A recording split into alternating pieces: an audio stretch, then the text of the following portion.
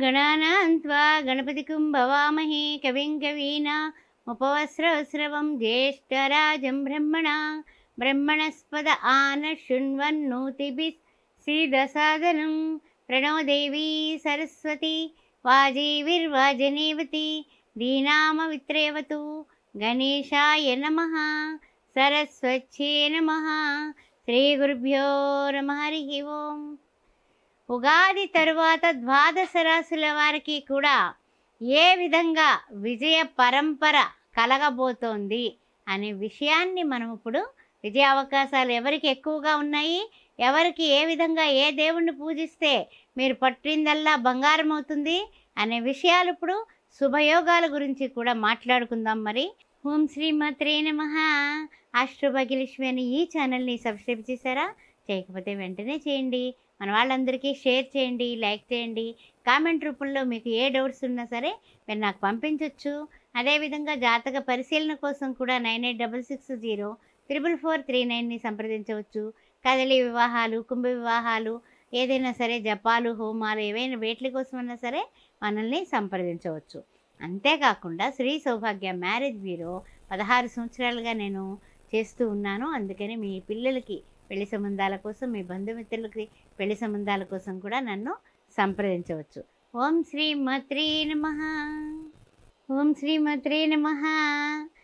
ఉగాది తరువాత ఏ విధంగా ఉండబోతోంది క్రోధినామ సంవత్సరంలో అనే విషయాన్ని ఆలోచించినట్లయితే కర్కాటక రాశిలో ఉన్నటువంటి పునర్వసు 4వ పాదం, అదేవిధంగా చూసినట్లయితే కనుక పుష్యమి నక్షత్రం, అదేవిధంగా చూసినట్లయితే కనుక ఆశ్లేష నక్షత్రం ఏ విధంగా ఉండబోతోంది అని ఆలోచించినట్లయితే ఉగాది తర్వాత అన్ని రంగాల వాళ్ళకి కూడా మంచి గుర్తింపు ఉంది. ఇప్పటి వరకు ఉన్నది ఒక ఎత్తు, ఇక తర్వాత ఒక ఎత్తు అన్నట్టుగా మనం మారిపోబోతున్నాం. ఈ విషయంలో ఏమి మీరు బెంగపెట్టుకోక్కర్లా, బాధపడక్కర్లా. సంతోషమైన ఆనందకరమైన వార్తలు వినడానికి రెడీగా కాచుకుని ఉండండి. ఆ తర్వాత నూతన కార్యాలకి శ్రీకారం చుట్టం అనేది ఉగాది తర్వాత జరుగుతుంది. కర్కాటక రాశి వారు ఇప్పటి వరకు పడింది ఒకటి, ఇక అంతా కూడా శుభారంభమే. ఆ తర్వాత గృహంలో శుభకార్యాలు చేయగలుగుతారు, వ్యాపారాల్లో లాభాలు గడిస్తారు. ఆ తర్వాత కోర్టు వ్యవహారాల్లో కూడా మీకే జయం. శత్రువుల మీద విజయ కేతనం ఎగరవేస్తారు, చూసుకోండి, తిరగలేదు ఇక మీకు. తర్వాత ఏంటంటే కనుక కొంచెం నూతన పరిచయాలు కూడా మీకు బాగా కలిసి వస్తాయండి. అందువల్ల నూతన పరిచయాల విషయంలో కూడా సంతోషంగా ఉండండి. తర్వాత ఏంటంటే స్పెక్యులేషన్ చేసేవాళ్ళు, షేర్ మార్కెట్, వీళ్ళందరికీ కూడా విజయమే కనిపిస్తోంది. తర్వాత ముఖ్యంగా ఏంటంటే కనుక ప్రయాణాల విషయంలో మాత్రం రిజర్వేషన్స్, జాగ్రత్తగా ప్రయాణాలు చేయడం, అంటే ప్యాకేజ్ టూర్ అంటాం కదా, ఆ విధంగా చేసుకుంటూ ఉండండి. ఇబ్బందులు పడకుండా ఉండేలా చూసుకోండి.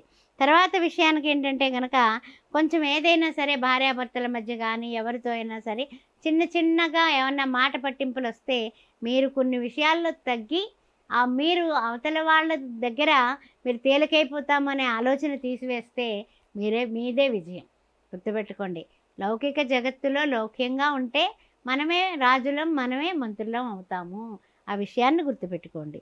తర్వాత ఏంటంటే రావలసిన బాకీలు వసూలు అవ్వడం వల్ల మీకు బ్రహ్మాండమైన ఆనందం ఉంటుందండి. దైవ దర్శనాలు చేస్తారు. దేవుడు తర్వాత మనము ఆ దేవుణ్ణి సందర్శించడంలో, ఆ దేవునితో మమేకం అవ్వడంలో ఉండే ఆనందాన్ని మీరు గ్రోలతారు. ఉగాది తర్వాత చాలా బాగుంటుంది. దైవం మీ వెంట నడుస్తాడు, ఇంకంతకన్నా ఏం కావాలి చెప్పండి.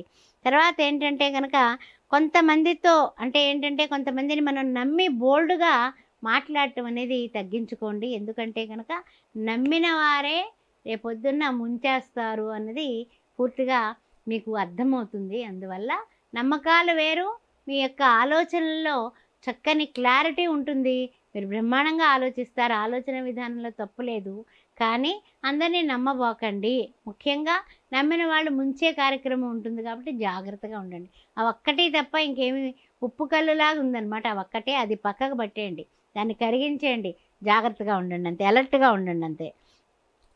వ్యాపారంలో బాగుంది, ధనలాభాలు బాగున్నాయి, వ్యవహార జయం బాగుంది, అన్నిట్లోని ఉత్సాహంగా ముందుకు పెడతారు.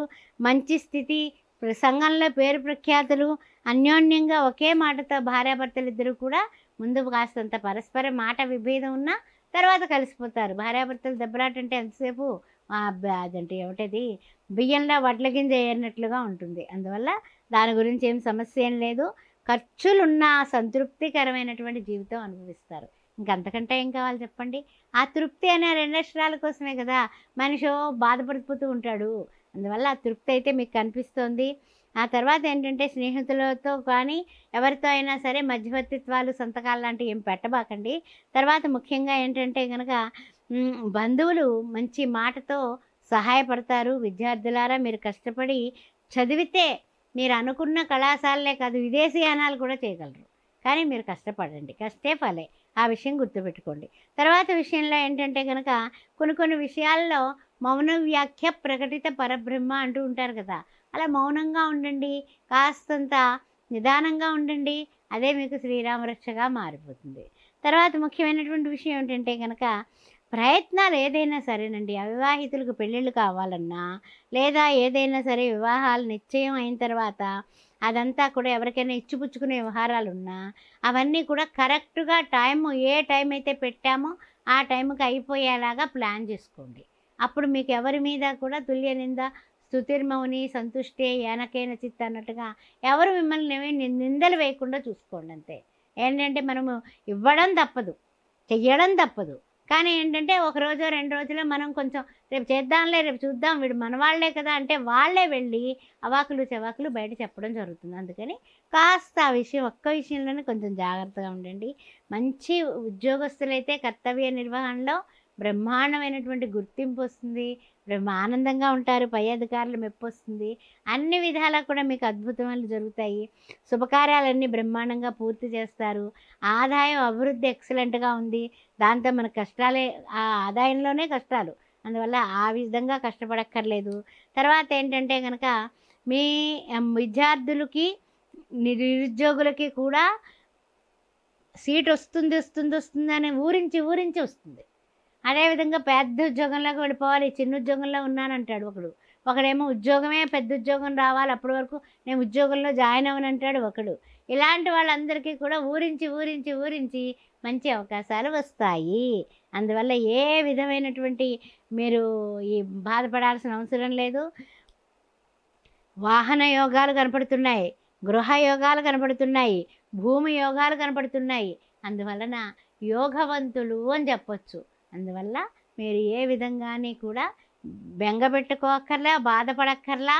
ముందు ఉన్నటువంటి రోజులన్నీ కూడా మనవి, మంచివే అన్నట్లుగా మీరు ముందుకెళ్ళండి. సక్సెస్ మీ ఇంట్లోనే కూర్చుంటుంది సక్సెస్ అన్నది.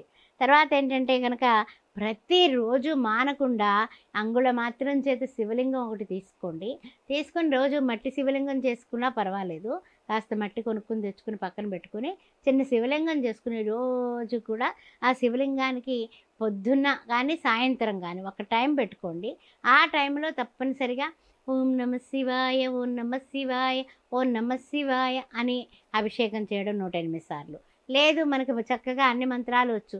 ఓం నిధనపతయే నమః, నిధనపతాంతికాయ నమః, ఊర్ధ్వాయ నమః, ఊర్ధ్వలింగాయ నమః, పరమాయ నమః, పరమలింగాయ నమః, దివ్యాయ నమః, దివ్యలింగాయ నమః, సువర్ణాయ నమః, సువర్ణలింగాయ నమః, అఘోరేభ్యో ఘోరఘోరేభ్యః, అస్త్రురుద్రరూపేభ్యః, ఓం తత్పురుషాయ విద్మహే మహాదేవాయ ధీమహి తన్నో రుద్ర ప్రచోదయాత్ అని ఆ రుద్రుడైనటువంటి ఆ యొక్క పరమశివుణ్ణి మీరు ఆరాధన చేసి సోమవారం పూట పెరుగన్నం చక్కగా ఎవరినన్నా సరే పిలిచి ఇద్దరికి పెరుగన్నం పొట్లం కట్టుకుని పట్టుకెళ్ళి పేదవాళ్ళకి ఇచ్చినా చాలా అద్భుతమైనటువంటి పరిస్థితులు ఉంటాయి. మీ మనసంతా సంతోషంతో నిండిపోతుంది. ఎప్పుడైనా సోమవారం పూట ఒక్కొక్క వారం ఏదో ఒక వారం నెలకొక్కసారన్నా సరే ఈశ్వరుడికి అభిషేకం చేయించుకోండి. ఓం శ్రీ మాత్రే నమః. ఓం నమః శివాయ.